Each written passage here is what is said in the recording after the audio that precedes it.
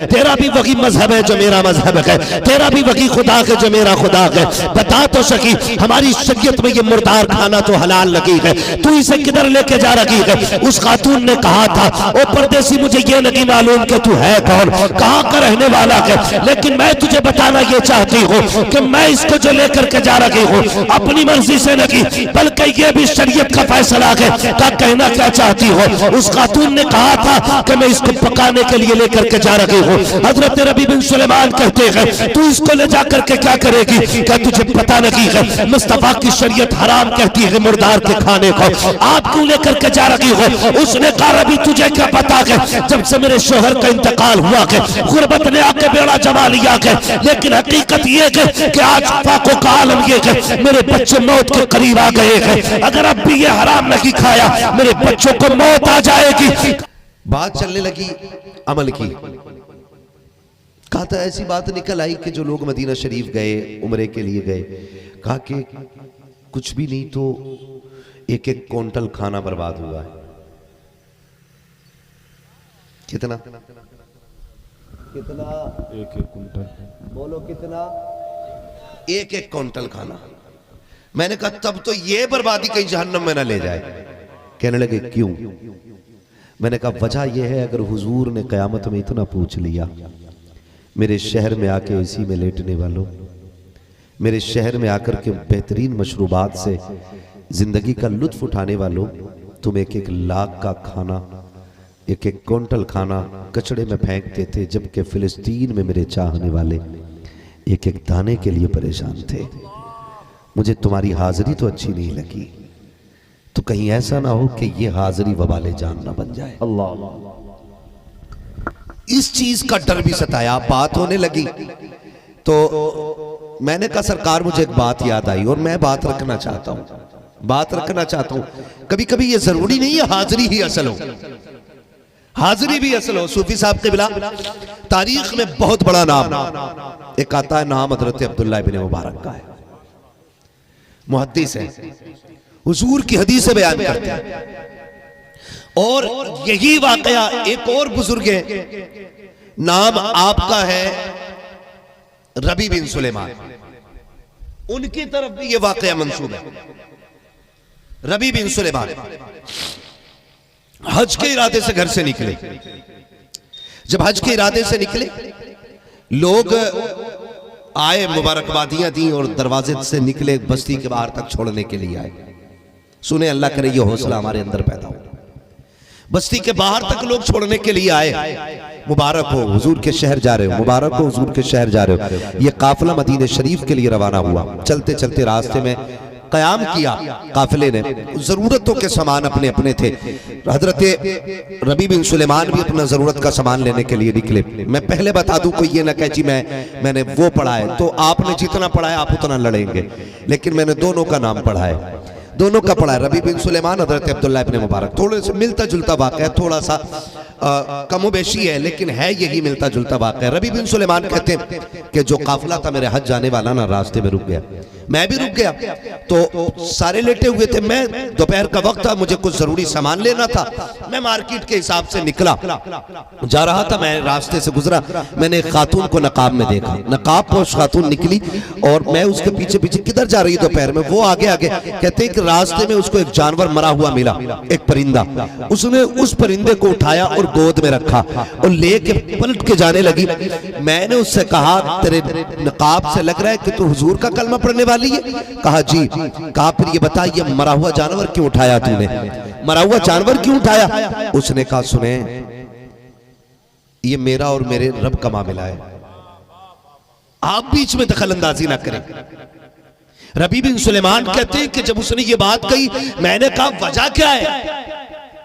तेरा और तेरे रब का मामला है, तू ये बात कह रही है, लेकिन तेरा वजूद, तेरी बातें और तेरा तस्किरा बता रहा है कि तेरा भी वही नबी है जो मेरा नबी है, तेरा भी वही दीन है जो मेरा दीन है, तेरा भी वही मजहब है जो मेरा मजहब है, तेरा भी वही खुदा है जो मेरा खुदा है। बता तो सकी हमारी शरीयत में ये मुर्दार खाना तो हलाल लगी है, तू इसे किधर लेके जा रही है? उस खातून ने कहा था, ओ परदेसी मुझे ये नहीं मालूम कि तू है कौन, कहाँ का रहने वाला है, लेकिन मैं तुझे बताना ये चाहती हूँ कि मैं इसको जो लेकर के जा रही हूँ अपनी मर्जी से नहीं, बल्कि ये भी शरीयत का फैसला है। का कहना क्या चाहती हो? उस खातून ने कहा था कि मैं इसको पकाने के लिए लेकर के जा रही हूँ। हजरत रबी बिन सुलेमान कहते हैं तू इसको ले जाकर के क्या करेगी? क्या तुझे पता नहीं है मुस्तफा की शरीयत हराम कहती है मुर्दार के खाने को, आप क्यों लेकर के जा रही हो? उसने कहा रबी तुझे क्या पता है, जब से मेरे शोहर का इंतकाल हुआ है गुर्बत ने आके बेड़ा जमा लिया है, लेकिन हकीकत ये है कि आज फाको का आलम ये है मेरे बच्चे मौत के करीब आ गए हैं। अगर अब भी ये हराम नहीं खाया मेरे बच्चों को मौत आ जाएगी। कहा कि ये शौक के लिए नहीं, जरूरत के लिए लेकर के जा रही हूँ। और रबी बिन सुलेमान ये मुस्तफा की शरीयत कहती है अगर जान पे आके बन जाए तो इतना खाने की इजाजत है जितने से जान बचाई जा सके।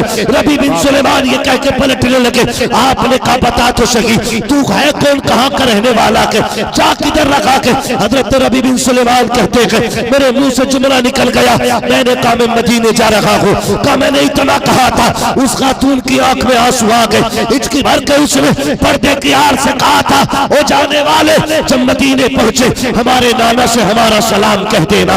अल्लाह अकबर जैसी लफ्ज सुना है हमारे नाना से सलाम कह देना। रबी बिन सुलेमान कहते हैं मेरे पैर कांपने लग जाते हैं, मैं समझ गया ये कोई सैयदा की जात है। कहते हैं बताओ तो सही किससे ताल्लुक है, किस खानदान से हो, किस घराने से हो? का उस औरत ने कहा था कि मैं हुजूर के घराने से ताल्लुक रखती हूँ। रबी बिन सुलेमान कहते हैं मैं कांपते पैरों से अपने खेमे में आया, मैंने सवारी बेची, मैंने सारा सामान बेचने के बाद मैंने सारे पैसे को इकट्ठा किया और सैयदा की चौखट पे जाकर के मैंने पेश कर दिया, ये लीजिए मेरी तरफ से तोहफा कबूल हो। कहते हैं कि उसको दे करके मैं अपने खेमे में आ गया। जब काफिला जाने लगा लोगों ने मुझसे कहा रबी बिन सुलेमान तुम नहीं चलोगे क्या? कहते मैं फिर जाता तो कैसे जाता, जितना भी सामान था मैं सारा सैयदा को दे चुका था। बस मैंने खड़े होकर के हाजियों को अलविदाई सलाम किया है और हुजूर के शहर को देख करके रो दिया था। रबी बिन सुलेमान कहते हैं एक रिवायत ये भी है कि आप घर चले गए थे, मैं फिर आपसे कह रहा हूँ बता रहा हूँ, रिवायतें मुख्तलिफ होती है। अब जरा सोचे, कहते हैं मैं इस डर से वापस नहीं आया कि लोग मजाक बनाएंगे, किस एहतराम से लोगों ने इस्तकबाल किया था, लोग क्या कहेंगे। कहते 2.5 महीने जब तक लोग हज करके वापस आए मैं उसी मकाम पर ठहरा रहा, लेकिन जब खबर मिली कि काफिला आने वाला है मैं खेमे से बाहर निकला ताकि हाजियों का इस्तकबाल करूं। कहते मैं बाहर आया और आने के बाद मैंने सीने से हाजी को लगाया, मैंने कहा तुझे हज का जाना को मुबारक हो। उसने कहा रबी तुझे भी हज मुबारक हो। कहते मैं दूसरे हाजी के पास गया, उससे मैंने कहा तुझे हज मुबारक हो, उसने भी मुझे सीने से लगा के कहा तुझे हज बैतुल्लाह मुबारक हो। कहते मैं परेशान हो गया, मैं कहने लगा यार मुझे मुबारकबाद क्यों दे रहे हो? कहते क्या तूने हमारे साथ सफा मरवा की सही नहीं की थी? दूसरा कहता क्या तूने मेरे साथ जमजम नहीं पिया था? तीसरा कहता यार क्या हो गया है? क्या तुझे याद नहीं है कि मिजाब रहमत के नीचे हम दोनों साथ खड़े थे? चौथा कहता है क्या तुझे याद नहीं है कि हमने पत्थर साथ मारे थे? तू चौथा पांचवा कहता है कुर्बानी के मकाम पे मैं तेरे साथ था। कहते मैं परेशान था, इतने में एक हाजी आया, उसने 70,000 दिरहम की थैली आगे बढ़ा के कहा कि यार ये तूने मस्जिद नबी में वुजू करते वक्त मुझको दी थी, वहां मुलाकात न हुई, ले मैं तेरी अमानत बता रहा हूँ। रबी बिन सुलेमान कहते हैं मैं बड़ा परेशान, हाजियों के साथ घर तो वापस आ गया, हाजियों के साथ घर वापस आ गया, लेकिन था बड़ा बेकरार, था बड़ा बेचैन। मैं ये सोच रहा था या अल्लाह मैं गया नहीं हूँ, ये तू जानता है, तेरी रहमतें जानती है, मैं यहाँ से आगे नहीं बढ़ा, मैंने जो था किसी सैयदा के हवाले कर दिया, ये कैसी बातें हो रही है? और फिर ये 70,000 दिरहम ये किसको मैंने दिए थे, ये कहां से आए हैं? रबी बिन सुलेमान कहते हैं कि मैं ये सोचते सोचते रोते रोते सो गया, इधर सोया हूँ ख्वाब में आका तशरीफ ले आते हैं, सरकार तशरीफ लाए। कहते रबी बिन सुलेमान क्या हुआ, तुझे यकीन क्यों नहीं आता है कि तूने हज कर लिया है? या रसूल अल्लाह जब मैं गया नहीं तो मैंने हज कहाँ किया है, मैं तो यहाँ रुक गया था। आका करीम फरमाते सुन, जो तूने अपने हज का सामान बेच करके मेरी बेटी की जरूरत में लगाया था, अल्लाह को तेरा अमल इतना पसंद आया, इतना पसंद आया कि तेरी शक्ल का फरिश्ता अल्लाह ने पैदा किया और उसकी ड्यूटी लगाई है कि कयामत तक वो तेरे नाम का हज करता रखेगा, अल्लाह हर साल तुझे हज का सवाब अता करता रहेगा। और आका ये 70,000 दिरहम कहते हैं, सुन ये मैंने तुझे दिए थे, तूने मेरी बेटी की मदद की थी, मैंने मदीने से तेरी मदद का इंतजाम फरमा दिया। नारे तकबीर, नारे रिसालत, ज़ियारत हरमैन शरीफ है, अज़मत वालिदैन कॉन्फ्रेंस। तवज्जो है सारे लोगों की। फरमाते फिर हुजूर ने कहा, यकीन क्यों नहीं करता? हुजूर में गया ही नहीं। आका फरमाते, सुन तूने मेरी बेटी का दिल रखा था, रब ने तुझे इतना बड़ा अजर दिया है कि तेरी शक्ल का फरिश्ता ही पैदा कर दिया है, और क़यामत तक वो तेरे नाम का हज करता रहेगा, क़यामत तक। हुजूर ये दिरहम कहा कि ये मैंने तुझे दिए थे, 70,000 दिरहम हुजूर की चौखट से मिले। वो कहा था ना, किसी ने बेदाम ही बिक जाइए बाजार नबी में, इस शान के सौदों में खसारे नहीं होते, इस शान के सौदों में खसारे नहीं होते। हाँ तो भाई कभी कभी ऐसा होता है ना कि ना जाके भी अल्लाह ना घर बैठे बैठे हज बैतुल्लाह जैसी नेकी का सवाब अता फरमा देता है। नेकी का वो शादाब पैकर भाई ने एक शेर पढ़ा था, हज की दौलत जिसे मिल ना पाए, जाए जाए वो घर अपने जाए, माँ के तलवे को वो चूम ले जो हजरे अस्वद को चूमा नहीं है। अल्लाह ने ये नेकी घर में बैठे बैठे भी रखी है। सारों का तो मामला नहीं होता ना, इतना 4 लाख 5 लाख लगा के हुजूर का शहर देख ले, हज बैतुल्लाह की ज़ियारत करें, ये सारे लोगों का तो मुकद्दर नहीं हो पाता ना। फरमाया फिर इस नेकी से महरूम क्यों रहो, घर बैठे बैठे माँ बाप की ज़ियारत करते रहो, अल्लाह हर नज़र के बदले में हज मकबूल का सवाब अता फरमा दिया करता है। ठीक है ना? खुदा आपको सलामत रखे। कोशिश ये करेंगे इंशाअल्लाह कि हमारा टारगेट जो है ना वो बड़ा अमल नहीं, रब की रजा होनी चाहिए, रब की रजा होनी चाहिए। कभी कभी लोग हज करके आ जाते हो, जैसे गए थे वैसे ही लौट आते है ना, तो ऐसा भी होता है। लेकिन कभी बगैर जाए भी अल्लाह हज की नेकी बड़ा सवाब अता फरमाता, नेकी जैसा। लेकिन आपसे गुजारिश और करूँ, नौजवान बुजुर्ग मेरे सामने बैठे, खुदा तौफीक देना। कई बार ऐसा होता है बूढ़े माँ बाप परेशान घर पे होते और बेटे उम्रे के चक्कर काट रहा होता, उम्रा कर रहा है, दुआ करना मैं रोज़े के सामने हूँ, दुआ करना मैं काबे के सामने हूँ, दुआ करना मैं इस टाइम जमजम पी रहा हूँ। क्यों भाई, जहर थोड़ी पी रहा है। हाँ, दुआ करना जी, देखो जमजम है जी, दुआ करना। क्या तमाशा बना रखा है? ये बताइए भाई, बैठे हो आप वहां पे, उससे बरकत वाली जगह कौन सी होगी? खाली वीडियो बना के ये बताना मकसद है कि जी आज मैं जमजम पी रहा था, आज मैं फला जगह, तो ये दिखाना मकसद। खाली दुआ करना जी, सफा मरवा पे मर जाएगा क्या, आया तो दौड़, तमाशा बना रखा है। भाई कोई भी काम करे अल्लाह की रजा के लिए करे, अल्लाह की रजा के लिए करे। नेकी सिर्फ ये सोच के करें मैं रब को राजी करना है, तब अल्लाह देखें आपको कितना अजर अता करता है, कितना अजर अता करता है। घर में माँ बाप हो ना तो खिदमत करना। बंदे उम्रा करने निकल जाते हैं और अब्बा को दवा दिलाने के लिए 250 रुपए देने तैयार नहीं होते। सही कह रहा हूं, 250 रुपए अपने बाप को नहीं देगा इलाज के लिए, और 75,000 लगा के कहता जी शुक्र है इस साल का 3रा उम्रा। मैं कहता हूं 75 का 25 ही माँ बाप पे लगा के राजी कर ले, शायद पूरे उम्रे में तू अल्लाह को उतना राजी ना कर सके जितना माँ बाप के 2 जुमले तुम्हें रब की बारगाह तक करीब कर सकते हैं। ये मेरी बात याद रखना, अपने माँ बाप की खिदमत किया करो, उन्हें राजी करने की कोशिश किया करो, और अगर वो नाराज है ना तो 1 नहीं 7 हज भी अल्लाह मुंह पे मार देता है। अब्दुर्रहमान बिन शिरान बहुत बड़ा नाम है, अब्दुर्रहमान बिन शिरान, ये वो बंदा है जिसने 7 हज किए थे, 7 हज, और हर हज की बाद जब आखिरी तवाफ करता था ना तो कोई ना कोई आके ये खबर देता था कि अल्लाह ने तेरे हज को तेरे मुंह पे मार दिया है।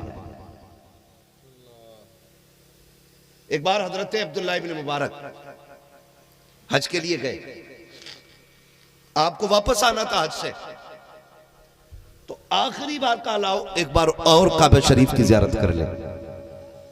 गए तो एक पर्चा गिरा, ये भी और दूसरी जगह ये भी लिखा है कि आप बैठे थे कि 2 फरिश्ते आसमान से उतरे, एक दूसरे से बातें करने लगे कि इस साल कितने हाजी आए, का 2 लाख, का हज कितनों का कबूल है, का सबका हो गया, एक बंदे का नहीं हुआ है।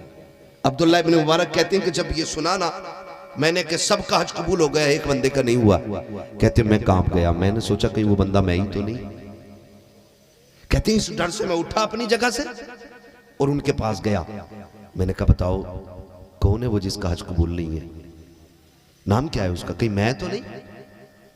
अल्लाह वाले इस चीज में डरते, जब वहीद का मसला आता है तो हजरत उमर फारूक आजम रोया करते थे और पूछते थे यार तुझे हुजूर ने सब बताया है, कहते थे कहीं मुनाफिकों में मेरा नाम तो नहीं है।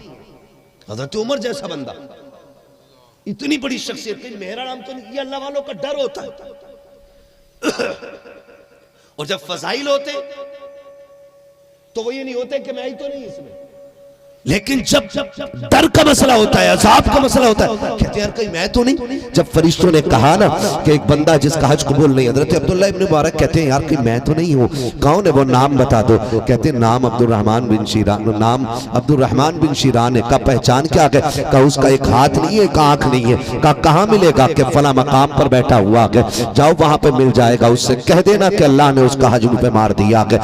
आप ये सोच के उठे गए और जहाँ पे अब्दुर्रहमान बिन शीरान थे करके सलाम किया, उसने कहा खैरियत है, कहा हाँ, कहा नाम का मेरा नाम अब्दुल्लाह इब्न मुबारक है, क्यों आए हो, कहा तुझसे कुछ बात करनी है। कहा बात क्या करनी है, इसीलिए आए होगे, यही कहने आए होगे कि मेरा हज कबूल नहीं हुआ है। आप कहते हैं अच्छा, कहा तुझे क्या पता है, कहा हर साल तुम आ जाए हो, 7 साल हो गए हैं, हर हज मुकम्मल होने के बाद मुझ तक ये खबर आ जाती है कि अल्लाह ने मेरा हज कबूल नहीं किया है। कहते हैं कि फिर तू यार कौन सा ऐसा गुनाह करके बैठा है जिसकी बुनियाद पर तेरा हज कबूल नहीं है। अब्दुर्रहमान बिन शीरान ने कहा था कि मैं अपनी माँ बाप, मेरी माँ मुझसे नाराज है, जिसकी बुनियाद पे अल्लाह मेरा हर साल हज को मेरे मुंह पे मार देता है। हजरत अब्दुल्लाह इब्न मुबारक कहते हैं कि अगर तुझे पता है तेरी माँ नाराज है और तेरा हज कबूल नहीं हो रहा है तो ये कोई बड़ा काम तो नहीं है, माँ को राजी कर ले, तेरे हज कबूल होने लग जाएंगे।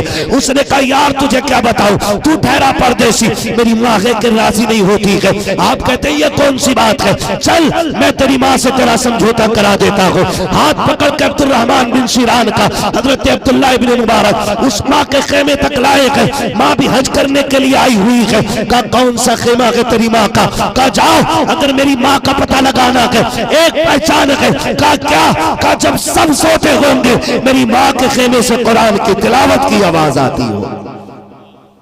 ये बात कही अब्दुर्रहमान बिन शीरान ने, जब सब सोते होंगे मेरी माँ के खेमे से तिलावत की आवाज आती होगी। अब्दुल्लाह इब्न मुबारक तेजी से गए, जाके ना खेमा तलाश किया, हाजियों के दूर तक खेमे लगे हैं। एक खेमे से कुरान की तिलावत की आवाज, दरवाजे पे आवाज दे के कहते माई मैं आ सकता हूँ। अंदर से खातून की आवाज आई, कौन, कहा हुजूर की हदीसों का मुहद्दिस हो, मैं सरकार की हदीसें पढ़ाया करता हूँ। कहा क्यों आना चाहते हो, कहा आपसे मुलाकात की गरज से आया हो। कहा आ जाइए। अब्दुल्लाह इब्न मुबारक अंदर गए, जाकर के बैठ जाते, कहते माँ खैरियत है, कहा हाँ। क्या करने के लिए आई हो, कहा हज करने के लिए। फरमाते आप अकेली आई हो, कहा हाँ। कहा कोई घर खानदान में नहीं है, क्या आपके पास बेटा नहीं है, कहा हाँ है। तो आप कितने तरीके से बात कर रहे हैं, कहा है तो फिर बेटा आया क्यों नहीं, कहा आया तो है लेकिन मैं उसको साथ नहीं लाई। कहा क्या बात है माई, कोई बात हो गई है, कोई बात हो गई है, बेटे को लेके क्यों नहीं आई है। कहा है वो भी हज करने आया है लेकिन मेरे साथ नहीं है। आप कहते हैं अम्मा बेटा तेरा, तू भी हज में, बेटा भी हज में,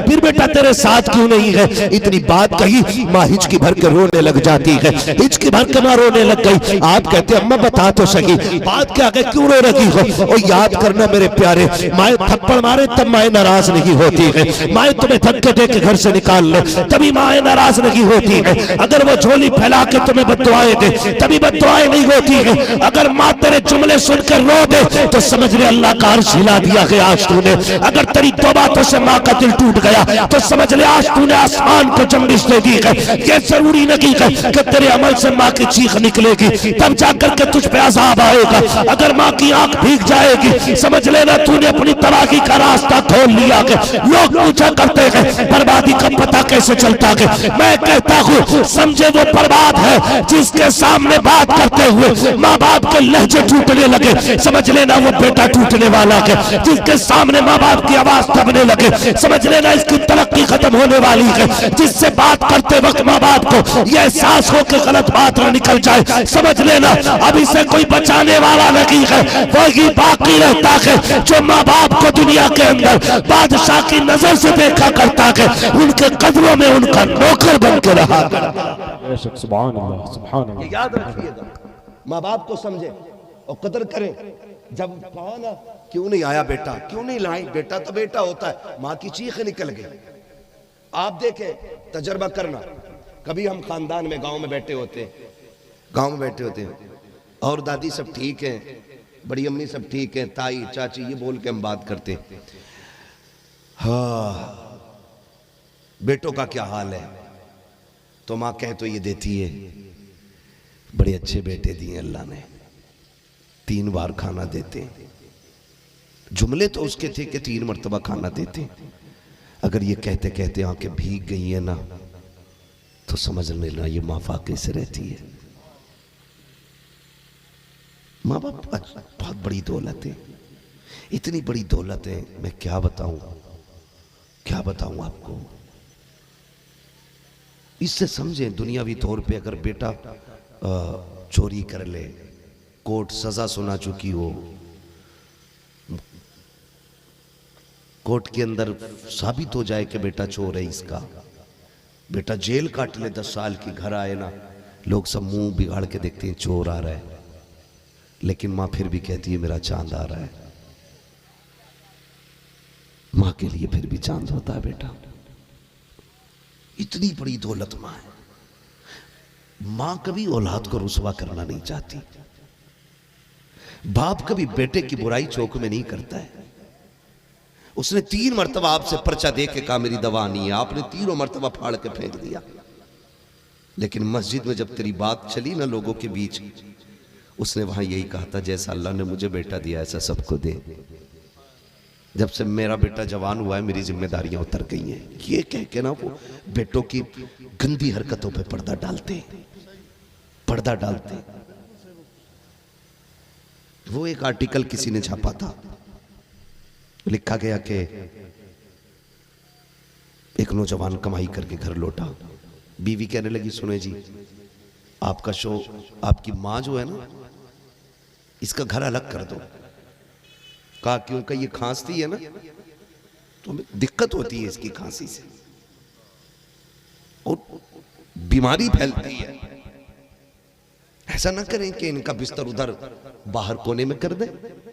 बेटा था कहने लगे माँ है मेरी, मैं ऐसा नहीं कर सकता। उसने पढ़ाया बहकाया, कहने लगी सुने फिर अपने शहर में ओल्ड हाउस भी तो है ना, सुना है वहां बेवाओं का बड़ा ख्याल रखा जाता है। कहा फिर अम्मी को वहीं ना रख दे, वहां उनकी खिदमत होती रही। इस अंदाज में औरत ने शौहर को पका बहकाया कि उसकी समझ में बड़ी तेजी से बात आ गई। कहा ऐसे ही करते। आया अम्मी के पास बैठा, बहुत मीठे लहजे में बात की। मां जिस लहजे के लिए तरस रही थी ना, आज बहुत जमाने के बाद बेटे के लहजे में वो दर्द था। अम्मी अम्मी कह के ना बात करता रहा, फिर कहता अम्मी तुम्हारा जी करता होगा ना कहीं घूमने का। तो ऐसा लग रहा था जैसे आज उसने मां के मन की बात कह दी हो, मन के बात कह दी हो। उसने कहा बेटे बड़ा दिल करता है, कई साल हो गए मैंने बाजार नहीं देखा है, यही बिस्तर पे रहती हूँ, यहां से वहां तक वहां से वहां तक। अम्मी आज ले चलो घुमाने के लिए। मां थी खुशी से उछल गई, चल बेटे ले चल। मां को क्या मालूम था वो क्या रहा है। मां बड़ी सीधी होती है।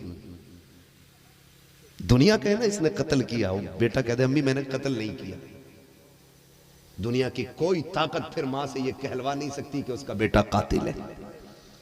इतना भरोसा मां अपने बेटे पे करती है, इतना भरोसा मां अपने बेटे पे करती है। आज हमें मां पे भरोसा नहीं है। बीवी कह देती है तुम्हारी माँ ने ना आज गाली दी थी मुझे। माँ कहती है कसम खाती हूं मैंने गाली दी हो तो हम बीवी की मान लेते हैं, माँ की नहीं मानते। जबकि माँ बचपन में हमारी मान लेती थी, कायनात की नहीं मानती थी। आज उसी को हम झूठा ठहरा देते, आज हम उसी को झुठलाते। कहा नहीं, कहा होगा तो है ही ऐसे, तेरा दिमाग ही ऐसा हो गया, बुढ़ापा आ गया, तेरी अक्ल खराब हो गई, ये कह के हम मां को झुठला देते। खबरदार, कभी उसके लहजे को मैला मत बताना। झूठ बड़ी बात है, उसके लहजे तक को मैला मत कहना। तुम नहीं जानते हो मां के लहजे भी जमजम से धुले होते हैं। तुम्हें क्या पता है उसकी मुस्कुराहट में जन्नत की महक होती है। मत बोलना कभी उसके बारे में ऐसा। हम बीवी को सच्चा कह देते, मां झूठी हो जाती है। तो उसने ऐसा बहकाया ना, मां से काम में ले चलो। मां मारे खुशी के हाँ बेटे चल लेके, गाड़ी में बिठाया। आज मां पूछ रही है ना, बेटे ये क्या है? अम्मी ये मॉल है, ये क्या है? ये फला मार्केट है, ये क्या है? ये होटल है, ये क्या है? ये होटल है। चलते चलते गाड़ी ना गार्डन पार्क सब पार्क करते करते एक बड़ी इमारत के सामने जाके रुक गई। अम्मा कहती है बेटे ये क्या है? बेटा कहता अम्मा ये ओल्ड एज होम है। माँ ने कहा बेटे यहाँ क्या होता है? उसने कहा अम्मी यहाँ बड़े बूढ़े लोग रहते हैं जिनका कोई नहीं होता ना, लोग उनको यहाँ रखते हैं। माँ कहती मैं भी नहीं समझी। मेरा बेटा कहता अम्मी उतरे जरा। मैंने सोचा मेरा बेटा मुझे अंदर घुमाएगा, दिखाएगा इमारत कैसी है। माँ उतर गई, वो लेके माँ को ना सीढ़ी पे बैठ गया ओल्ड एज होम की। कहने लगा अम्मी तुझे पता है ना ये जो इमारत है ना, इसमें सारी खिदमत करने वाले लोग होते हैं, सारी जरूरतें देखी जाती है, सारे काम किए जाते हैं। माँ कहती है ना कि जब उसने इस तरह की बात की ना तो कहते मुझे एहसास होने लगा कि ये जो बात कर रहा है शायद मुझे यहीं छोड़ने के लिए तो नहीं लाया। कहते भी ये एहसास गुजरा ही था, इतने में मेरी तरफ देख के कहने लगा अम्मी आज के बाद ना तुम्हें यहीं रहना है। कहा जैसी उसने इतना कहा ना तो जैसे मेरी बिजलियां गिर गई वो दिल पे। अम्मी आज के बाद यही रहना। का मेरा कलेजा फटना चाहता था लेकिन मैंने खुद को संभाला। कहने लगा अम्मी जरूरत होगी मैं आता रहूंगा। अल्लाह अकबर। जब इतनी बात कही ना तो कहती कि मैं अपनी जगह पर बैठी रही और मेरा बेटा मुझे देख के कहने लगा अम्मी मैं जाऊं? तो माँ माँ होती है, कहती मेरा जी चाहता था कि मैं गिरबान पकड़ के पूछूं कि मेरे दूध का हक यही अदा होगा कि तू मुझे यहाँ लावारिसों की तरह छोड़ के जाए। मैं चाहती थी कि मैं उससे पूछूं कि मैं जो तेरे लिए रात रात भर जागती रही उसका सिला यह है कि तू मुझे यहाँ छोड़ के जाए। जो मैंने तेरे लिए कुर्बानियां दी है, तूने काम में सर में दर्द है, सारी रात तेरा सर मैंने गोद में रख के दबाया था, उसका सिला यह है कि तू मुझे ओल्ड एज होम में छोड़ के जाए। मैंने रात भर जाग करके जो तेरी खिदमत की थी ये उसका बदला दे रहा है। माँ चाहती थी ये पूछो लेकिन जानते हो माँ कहती है मैंने सब्र के पत्थर को अपने कलीजे पे रखा, बेटे से एक बार भी नहीं कहा तू क्या कह रहा है। मेरा बेटा मुझे छोड़ के चला गया, कहते थोड़ी देर गुजरी थी इतने में अंदर से औरतें निकल के आई, मुझे चारों तरफ से घेरा और कहती बताइए आपका नाम क्या है? कहा मेरा नाम लिखा जाता रहा, पता पूछा गया, मोहल्ले का नाम मैंने बता दिया। इतने में एक कहने लगी कि तुम्हारे बेटे का नाम क्या है? कहा जब मैंने बेटे का नाम सुना तो माँ के होठों पे ताला लग गया। माँ जो फटाफट बता रही थी मोहल्ला कौन सा है, गली कौन सी है, मकान कौन सा है, इलाका कौन सा है। जब बेटे का नाम आया तो माँ की जबान पे ताला लग गया। बार बार पूछा गया का बेटे का नाम तो बता दे ताकि पता चले तेरा ख्याल कौन रखेगा। माँ ने नाम नहीं लिया। जब बहुत देर इसरार करते हुए हो गई इतने में किसी ने कहा छोड़ो जी इसका बेटा इसे छोड़ के चला गया है इसलिए ये बेटे से नाराज हो गई है, बेटे का नाम नहीं लेना चाहती। इसका बेटा इतना कमीना है इसलिए इसे बेटे से नफरत हो गई है। जब बेटे के नाम पे माँ की जबान माँ के कानों ने वो गाली सुनी है तो फौरन माँ की जबान खुली। उसने कहा खबरदार मेरे बेटे को कमीना ना कहना, मेरे बेटे को बदबख्त ना कहना, वो मेरा बेटा है मैं माँ हूँ। जो वो कर रहा है ये उसका किरदार है, जो मैं कर रही हूँ ये मेरा किरदार है। कहा मैं उसका नाम नहीं लेना चाहती। कहा क्यों तुझे नफरत है? कहा नहीं इसलिए नाम नहीं ले रही हूँ कहीं मेरे नाम लेने से मेरे बेटे की बदनामी ना हो जाए। शहर में 4 लोग मेरे बेटे की इज्जत करते हैं, अगर मैंने नाम ले दिया लोग उसकी इज्जत करना बंद कर देंगे। तो मैं कहना ये चाहता हूँ माए खुद मर जाती है लेकिन बेटों के नाम पे कभी आंच नहीं आने दिया। सुभान अल्लाह सुभान अल्लाह। ये माए होती है, ये माए होती है। जरूरी नहीं है कि माँ कह रही है नहीं बेटे 6 टाइम रोटी दे रहे तो दे ही रहे। मैंने खुद साफ बात कह दी है, अगर ये कहते कहते माँ का लहजा टूटने लगे ना तो समझ लेना माँ भूखी सो रही है, माँ भूखी सो रही है। और एक सीधी सी बात है, जिसने जीवन दिया, जिंदगी दी, जिसने सवारा, एक एक पलक, एक एक बाल हमारा माँ ने सवारा है। ये 6 फीट 7 फीट का कद नहीं, एक एक बाल हमारा हमारी माँ ने सवारा है, माँ ने सवारा है। खुदारा एहसान माने रबी बिन सुलेमान और अब्दुर्रहमान बिन शिरान की अम्मी रोने लगी। अब्दुल्ला इब्न मुबारक कहते हैं रोई क्यों है? कहने लगे कि मैं अपने बेटे से नाराज हूं। तो कहा तो माफ क्यों नहीं कर देती? कहने लगे खताई इतनी बड़ी की है कि माफ करने को जी नहीं चाहता।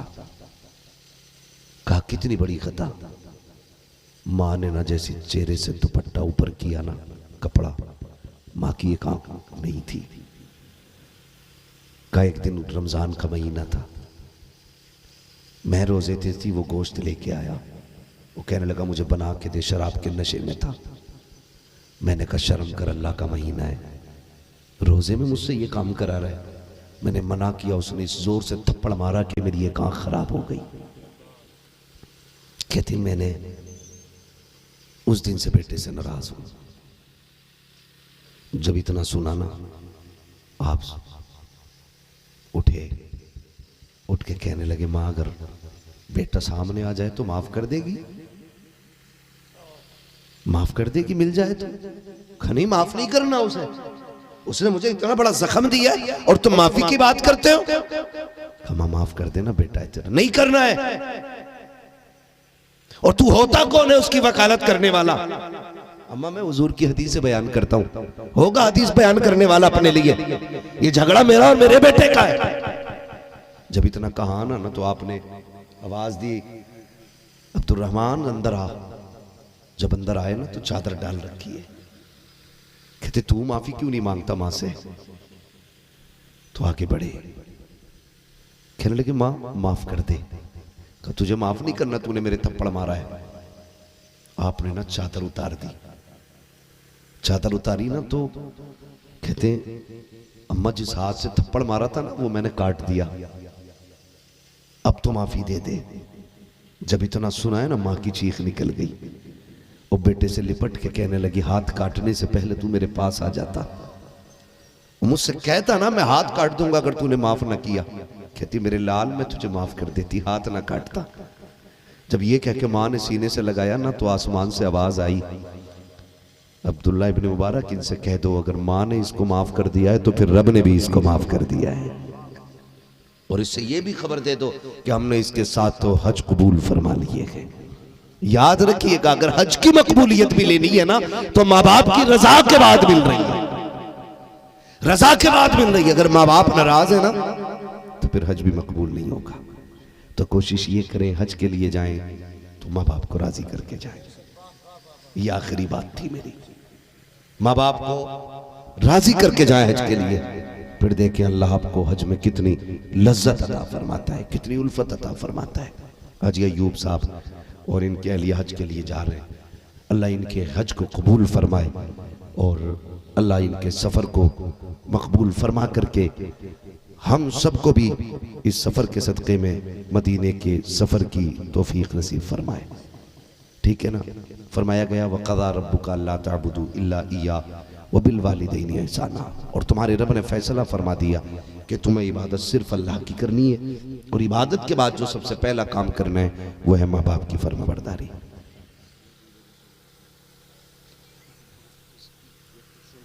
है तवज्जो भाई? कुरान कहता है कि तुम्हें सबसे पहले अल्लाह की इबादत करनी है और इबादत के बाद जो सबसे अहम काम है वो माँ बाप की फर्माबरदारी है। क्या है? माँ बाप की, इतनी जोर से बोलो कि मेरे कानों तक आवाज आ जाए, माँ बाप की फर्माबरदारी। ऑपरेटर साहब आपका साउंड अच्छा है लेकिन समझ में नहीं आया, जब मैं तेज हो रहा हूं तो ये क्यों बैठ जा रहा है? माँ बाप की फर्माबरदारी है, ये सबसे ज्यादा जरूरी है। जो लोग अमीर बनना चाहते हैं, इज्जत से जीना चाहते हैं और जन्नत में जाना चाहते हैं वो माँ बाप को राजी रखा करें। इज्जत से जीना, अमीर बनना, जन्नत में जाना, ये चाहत रखने वाले माँ बाप को राजी रखा करें, अल्लाह तीनों ही काम में आसानी फरमा देगा। फरमाएगा माँ बाप के नाफरमान दुनिया ही में सजा पाते और आखिरत में भी उनका हिस्सा है सजा में, ठीक है ना।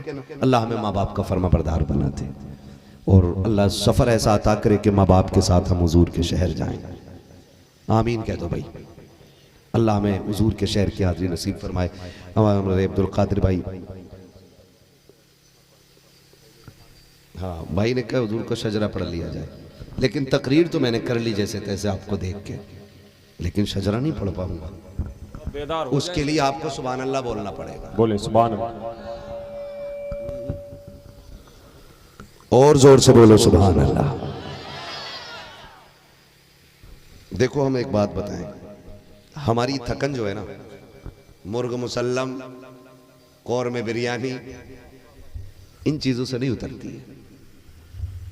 महफिल अच्छी मिल जाए, सुभान अल्लाह लोग दिल से कह देना, तो फिर थकन उतर जाया करती है। इस सुभान अल्लाह के सदके जाऊं, कहीं आपकी इस सदा को सुन के मैं सुल्तानपुर में ही ना सो जाऊं जाके।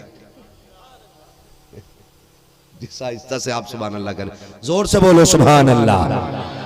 ऐसे नहीं, जितना खाया है ना रब के खजानों से ना, उसका थोड़ा सा हक अदा करना है। जोर से बोलो सुभान अल्लाह। जो अपने आप को इतना बड़ा मंत्री समझ रहा हो कि सुभान अल्लाह कहना उसकी शान को छोटा कर देगा, वो महफिल से निकल ले। यहां वो बैठे जो ये समझता है कि रब की तस्बीह बयान करने से कद घटते नहीं, कद बड़े हो जाते हैं। अब बोले जरा सुभान अल्लाह, और जोर से सुभान अल्लाह। किसी को टेंशन हो रही हो, ये पैसे लेके चले जाओ, हाँ ले जाओ भाई, फिर सुभान अल्लाह कह रहे। कई बार लोग जलसे में यही देखते हैं मौलवी का पैसा कितना आ रहा है। हाँ, बुखार से इतना बीमार नहीं होता जितना इससे हो जाता है भाई। 1 घंटे में बंदे ने 10 लोगों की मजदूरी ले ली। ये हिसाब लगा के जो बैठा वो अल्लाह उसे सब्र दे, और ना हो तो अल्लाह इस पैसे की शक्ल में उसे अजर दे, यही ले जाए। लेकिन सुख में बैठे, यहां दुख में कोई ना बैठे, ठीक है ना। तो अब जितने लोग सुख में बैठे बोले जरा सुभान अल्लाह। मैंने कहा था थकन उतरनी चाहिए, चढ़नी नहीं चाहिए। ड्राइवर सोने लगे, गाड़ी किधर जाती?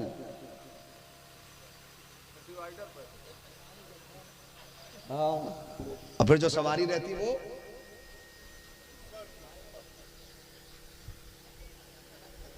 समझ, बहुत समझदार लोग, पता होता इशारे में ही कर लेता तकलीफ। इधर जाना है फिर उनको, सवारी को फिर घर नहीं जाती है, उधर जाती है। समझ गए आप लोग? तो आप इतनी जोर से सुभान अल्लाह ना कहें कि मैं सोने लग जाऊं। जब मेरा हाथ का इशारा हो ना, हाँ बात है, आज कितने अच्छे लोग मिले। खाना खा के आए थे कि नहीं आए थे? खाना खा के दोबारा भूख तो नहीं लग गई? लग भी सकती है, 2 बज गए, 2:15, 2:30 के करीब सुई आ गई है, लग भी जाती है भाई। सहरी का वक्त हो गया, यहां तो अभी इफ्तारी नहीं करी है। हम बोल रहे हैं, फिर आप भी बोल रहे जरा सुभान अल्लाह।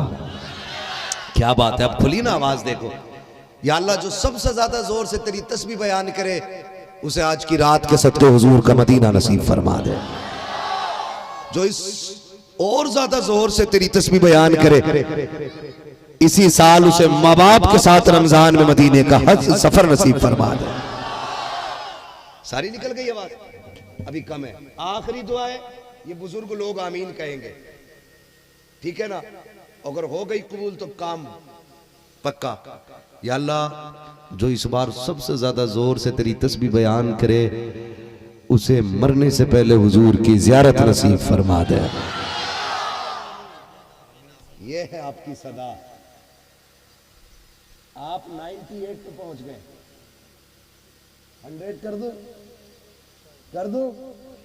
मुझे पता होता इस तरह आप बोलते तो फिर मैं ऐसी तकरीर करता। और कभी ये मत कहना यार जलसा बड़ा कामयाब था, पब्लिक यूं यूं कर रही थी। वो जलसे क्या कामयाब कहोगे उसको जहां डांस हो। मैं एक सीधी बात जानता हूं, हर जलसा कामयाब होता है। सुनने वाले ढंग के हों या बेढंगे हों, बोलने वाले ढंग के हों या बेढंगे हों, हर जलसा इसलिए कामयाब होता है क्योंकि उसकी निस्बत मदीने वाले के जिक्र से होती है। कोई महफिल नाकाम नहीं होती, कोई महफिल नाकाम नहीं होती है। वो इसलिए कामयाब है क्योंकि हुजूर की महफिल है। कामयाब तो उन्हें होना रहता है जो आए बैठे होते हैं, उन्हें कामयाब, ये तो है ही कामयाब महफिल। कामयाब उन्हें होना जो आए हैं। तो तू और मैं अपने आप को कामयाब करें। 98 तक पहुंच गए, 100 तक जाना है। मैं आखिरी दुआ कर रहा हूं, अब देखते हैं कौन बाजी ले जाता। या अल्लाह, जो इस बार सबसे ज्यादा जोर से तेरी तस्बीह बयान करे, आज की रात वो सोए तो ख्वाब में हुजूर की जियारत नसीब फरमा दे। ये हुई 100। अल्लाह कबूल कर ले। एक भी दुआ इसमें की कबूल हो गई ना तो इंशाअल्लाह बेड़ा पार हो जाएगा। है जितने बैठे सबकी एक तमन्ना है, सुना के आप हर आशिक के घर तशरीफ लाते हो, मेरे घर में भी हो जाए चरागा। क्या बात है चरागा। अब जी चाहता शजरा पढ़ लिया जाए, बोल दे जरा सुभान अल्लाह। ऑपरेटर साहब इसको थोड़ा सा आवाज दे दे ताकि ये अब मेरा गला ना पकड़े। जब मेरा हाथ का इशारा हो तो आपको क्या बोलना है? हाँ समझ जाना। मौलवी की सांस तंग हो रही है। हाँ दरद, मैं हाथ का इशारा ही तब करूंगा जब मैं थकने लगूंगा और मुझे लंबी सांस लेनी होगी। तो आपको क्या बोलना है? सुभान अल्लाह। आप सुभान अल्लाह कहोगे, उसी की आड़ में मैं आराम से सांस ले लूंगा। बात साफ अच्छी रहती है। खाली जन्नत का वो देके दावत खा लेना ही काफी नहीं, ये भी बता मुझे भूख लगी है। साफ बात कहनी चाहिए। तो मैं आपसे इसलिए कह रहा हूं जोर से सुभान अल्लाह कहने। आप सुभान अल्लाह कहोगे, मैं बीच में सांस ले लूंगा। साथ तो नहीं छोड़ेंगे ना इंशाल्लाह। ये आगे वाले लोग जो बिल्ला लगा के बैठे ना, ये जिम्मेदारी आपकी ज्यादा है। मौलवी को कुछ हुआ ना तो आप जिम्मेदार हो। या कहीं ऐसा ना हो आप सुभान अल्लाह कहना भूल जाओ, मौलवी सांस लेने में दिक्कत करे। तुम मत छुआ भाई। ठीक है ना? बोले अब कितनी जोर से बोल सकते हैं सुभान अल्लाह। आदम के बेटे शीश, आवाज दो यार, सही है। मेरी ताकत ही नहीं रोक पा रही। मशीनें तो बहुत रखी हैं आपकी, कॉलम आपके नए ले लेना। बोले सुभान अल्लाह। आदम के बेटे शीश, ये मत सोचना अब काम आगे वाले करेंगे, पीछे वाले यूं बैठे रहेंगे। आपको ये लोग खाना खिला के ही भेजेंगे सुबह को, लेकिन आज जो है ना नौकरी पूरी कर लो, ठीक है? ये बिल्ले वाले भाई पीछे क्यों बैठे? आप आगे आ जाओ। तुम लोगों से सुभान अल्लाह कहलवानी बुलाया क्यों? सुभान अल्लाह भी कहना पड़ेगा जो बुलाएगा, ठीक है ना? आप लोग भी बोल सकते हैं तो बोल दे जरा सुभान अल्लाह। आदम के बेटे शीश, शीश के बेटे अनस, अनस के बेटे कैनान, कैनान के बेटे मेलाइल, मेलाइल के बेटे व्यारत, व्यारत के बेटे इदरीस, इदरीस के बेटे मुतवश्शिक, मुतवश्शिक के बेटे लमकने के नाम, लमकने के नाम के बेटे नूह, नूह के बेटे शाम, शाम के बेटे जुलात, जुलात के बेटे साले, साले के बेटे आबिर, आबिर के बेटे दाता, दाता के बेटे रावा, रावा के बेटे शारू, शारू के बेटे नाखुन, नाखुन के बेटे तारिक, तारिक के बेटे इब्राहिम खलीलुल्लाह, इब्राहिम खलीलुल्लाह के बेटे इस्माइल ज़बीहुल्लाह, इस्माइल ज़बीहुल्लाह के बेटे केदार, केदार के बेटे वाम, वाम के बेटे हमल, हमल के बेटे साबित, साबित के बेटे सलमान, सलमान के बेटे रईसा, रईसा के बेटे इलियासा, इलियासा के बेटे दो के बेटे हव्वा, हव्वा के बेटे अदनान, अदनान के बेटे मोहित, मोहित के बेटे नदार, नदार के बेटे मुदर, मुदर के बेटे इलियास, इलियास के बेटे मुदरिका, मुदरिका के बेटे खदीमा, खदीमा के बेटे किनाना, किनाना के बेटे नदर, नदर के बेटे मालिक, मालिक के बेटे फार, फार के बेटे गालिब, गालिब के बेटे लुई, लुई के बेटे काब, काब के बेटे मुर्रा, मुर्रा के बेटे किलाब, किलाब के बेटे कुसई, कुसई के बेटे अब्दुल्लाह, अब्दुल्लाह के बेटे हाशिम है, हाशिम के बेटे अब्दुल मुत्तलिब है, अब्दुल मुत्तलिब के बेटे अब्दुल्लाह है, अब्दुल्लाह के बेटे मोहम्मद रसूलुल्लाह।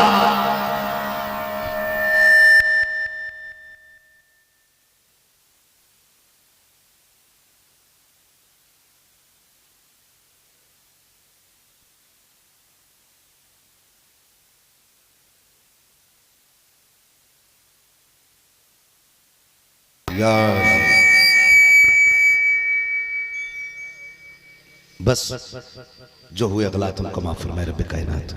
जिंदगी ने दिया साथ, फिर होगी मुलाकात। चमन रहा फूल खिलेंगे, जिंदगी रही फिर मिलेंगे। मुसाफिर हैं हम भी, मुसाफिर हो तुम भी, किसी मोड़ पर फिर मुलाकात होगी। फकीरान आए सदा कर चले, सदा खुश रहो ये दुआ कर चले। सारे लोग कलमा शरीफ पढ़ लीजिए, ला इलाहा इल्लल्लाहु मुहम्मदुर रसूलुल्लाह, अस्तगफिरुल्लाह रब्बी मिन कुल्ली ज़ंबिन व अतूबु इलैहि व मा अलैना इल्ला